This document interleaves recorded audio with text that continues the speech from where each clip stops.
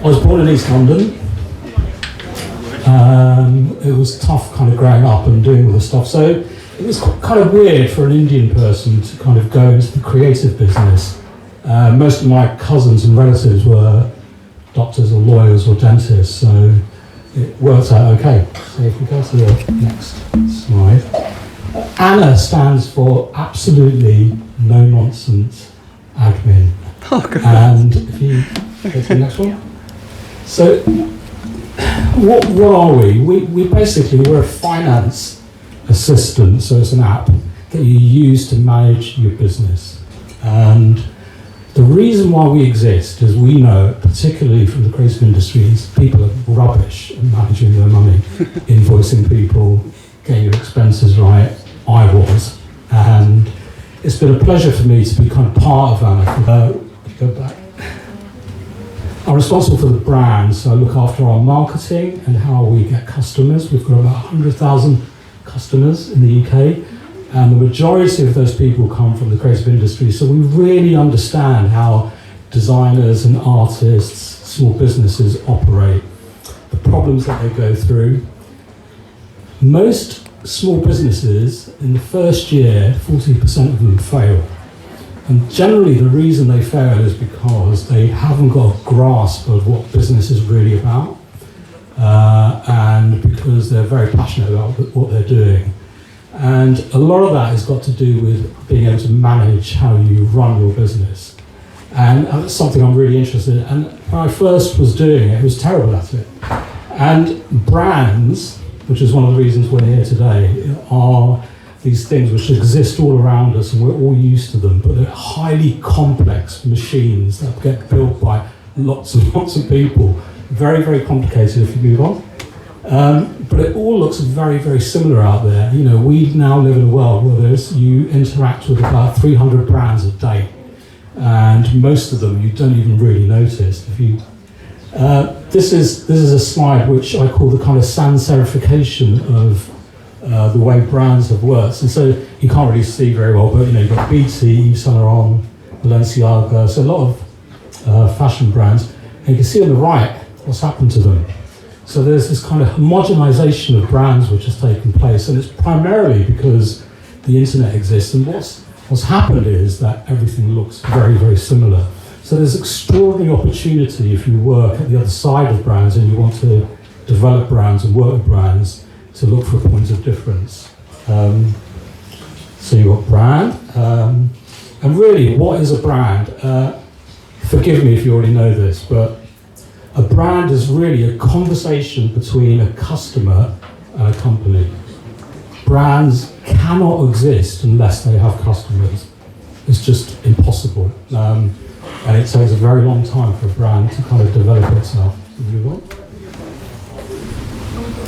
So if you just click through these, so very quickly, so customers create brands, organizations create brand identities, logos.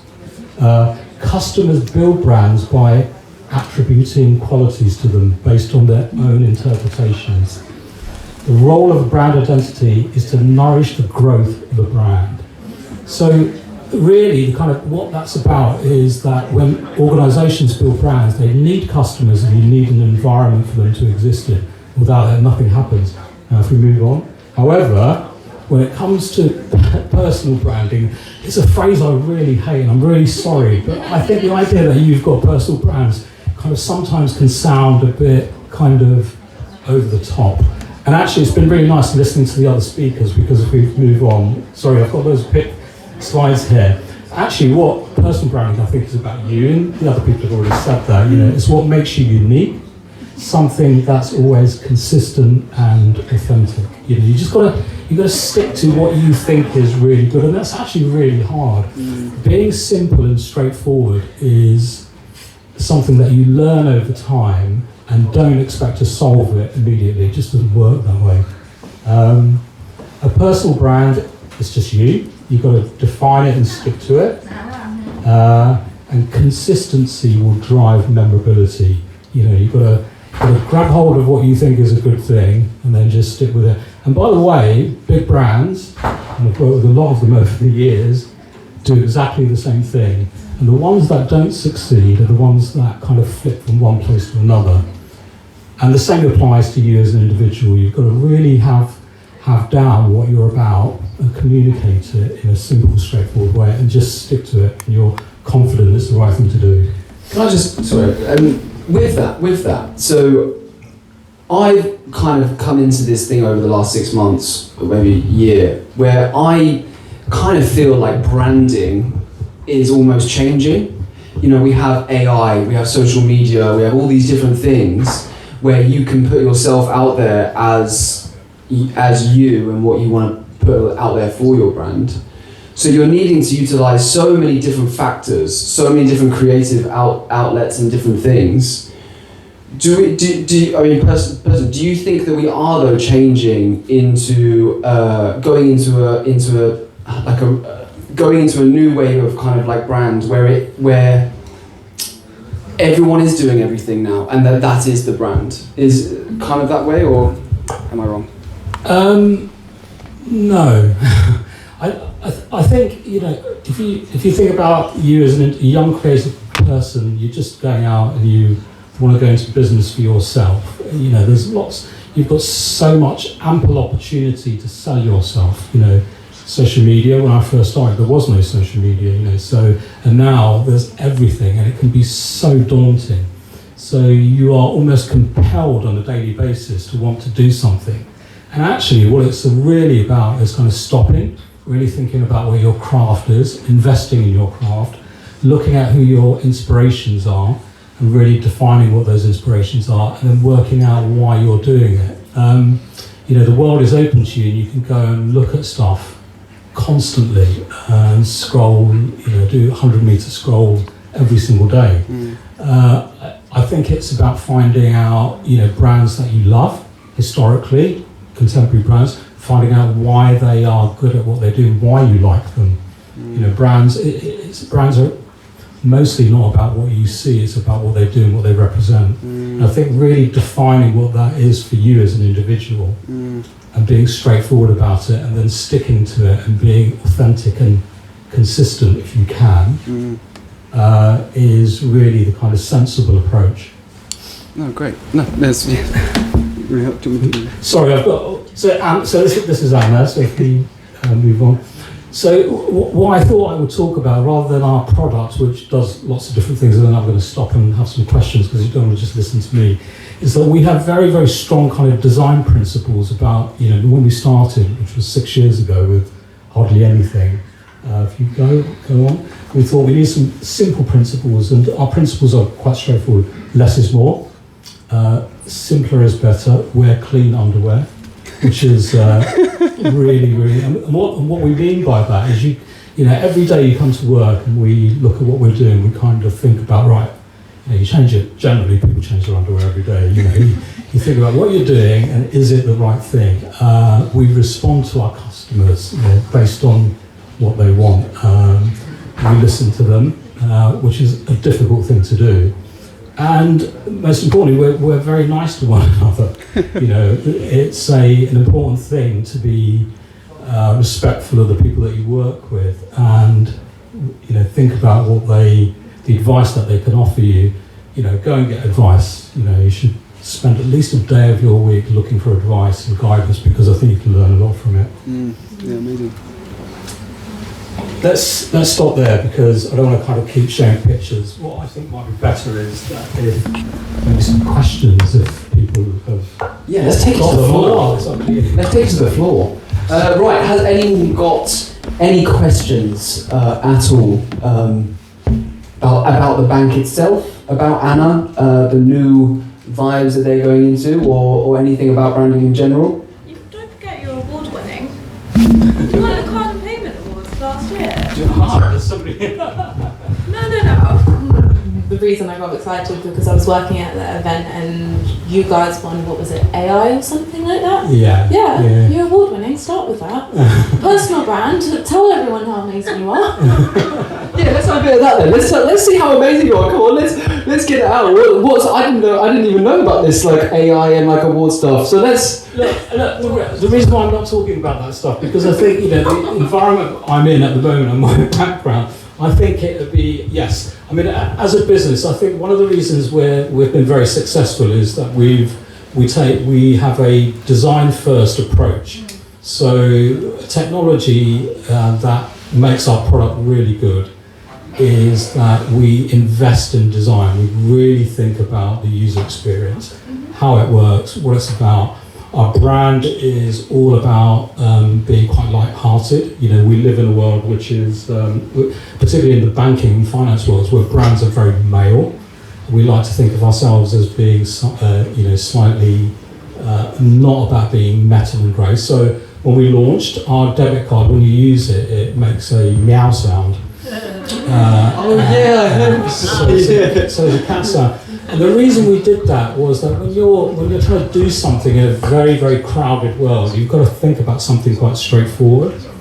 And that cat sound just went crazy for us. You know, we were very young, very new, but it allowed us to kind of grow extraordinarily, and it kind of defined it. And the reason we do that is because we want people who run businesses to have fun, because running a business should be fun.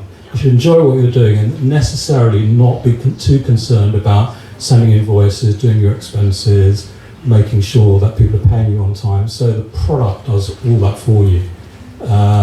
Yes, we have artificial intelligence as well that works in the background, but we don't tend to talk about it because actually what people are really interested in is how can this service work for me, particularly in the creative industries, how can it help me, how can it help me save time? And that's the secret. It's all about being able to save time.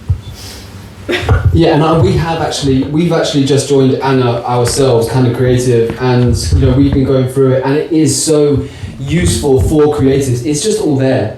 Your invoicing, like tax, all of that is just there, laid out for you, just simply. And I think it's really a really great platform that you guys are creating. What is it? Has we got any more questions? We've got time for one, I reckon. Oh, we've got two. Yeah, see, now the hands are coming up. Nice one going in. Let's go through the career. Hello, Charlie. Hello, sir. I was wondering about you say you're design focused. Do you think there's a point where you can become too sort of slavish or dogmatically following design? So say for example, there's like design methodologies, like Stanford design thinking, for example. I find myself often slavishly following the process rather than thinking the end goal, and it becomes kind of like, you get lost in the weeds, you don't see the forest for the trees. How do you kind of sort of deal with that when you're sort of trying to be design-led but not get too stuck in with the design process? I mean, being design-led is fundamentally listening to what people want. And it's one of those paradigms that people use where they talk about we're customer first and we really understand customers, and actually most organizations never talk to people because they're either too big. When I say we're led by design, I mean technology is very much associated with it, but we also understand the world of banking and what you're allowed to do and what you're not allowed to do. I like to think of the organisation, the brand, being a little bit more receptive to people who run different types of businesses. So creative industries is our biggest segment, but then people who are in the trades is the other biggest area for us. People who go out painting and decorating, one-man vans, gardeners, dog walkers, etc. All of them suffer with the same problems, which is, I love my job, but I have no idea what I should be doing when I'm starting a company and what it's all about. And our job really is to take them through that process, and that means, and what we mean by being design-led is really thinking about what you want as a customer.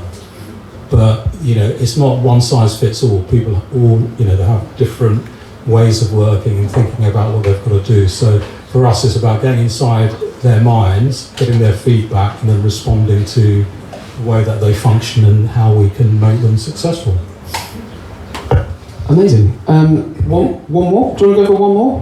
One more question? I think we have one over here. Sweet as that. Right.